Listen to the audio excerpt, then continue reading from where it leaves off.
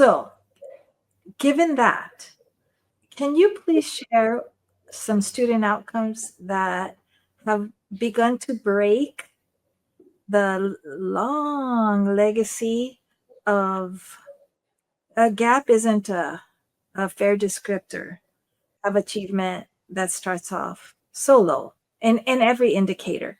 Maybe just give us a little thumbnail sketch of that. I know you don't like to dwell on that at all. I honor that. But we should know what your baseline looked like a little bit so that then when you share what's starting to occur now by design, not by accident, we can appreciate the distance between those two.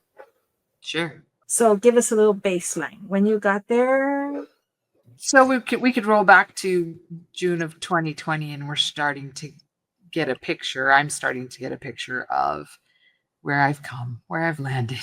And I came sight unseen. I had never been here before. I didn't know where Mojave was. In fact, my first day, I went to the wrong building. I went to the church down the street because it looked like an official building. And where I was going couldn't possibly be the school district, but it was.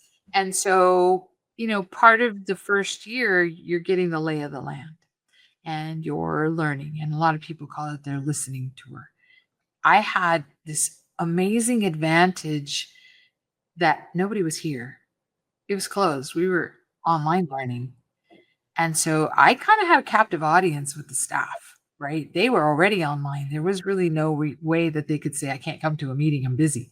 And so I had this tremendous opportunity to meet with everybody quasi face to face by Zoom, right? And so I got to know all the teachers, all the principals, all the administrators, all the classified staff in a way that I don't think I would have had the ability to do had we hit the ground running everybody on campus, right? Because, as soon as all the feet hit the ground, it's chaos.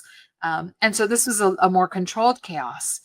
And so I was able to get a lot of information faster.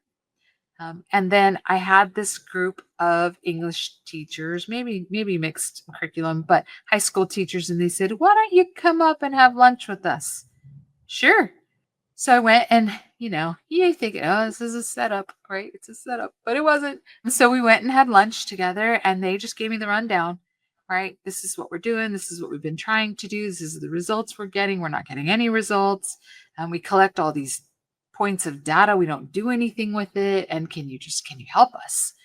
I said, sure. And at the time, lots of other things were going on that I needed to take care of that were just litigious things that were quite a distraction, right? It was quite an effort. as I recall, achievement was not there. So we looked at some preliminary data, and again, hard to get data at the time because they had suspended the CASP. There's, stuff that's really old.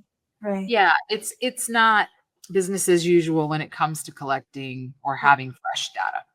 And so we have some local assessments, and I'm getting the results, and I'm feeling pretty strongly that there's an error, right? Because this couldn't possibly be true, because percentage of students proficient at each grade level, that can't possibly be that low. It's just not possible.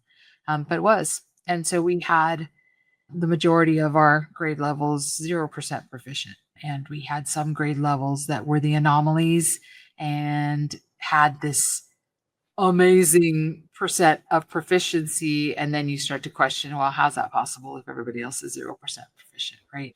And so things were just pretty dismal and not looking great. But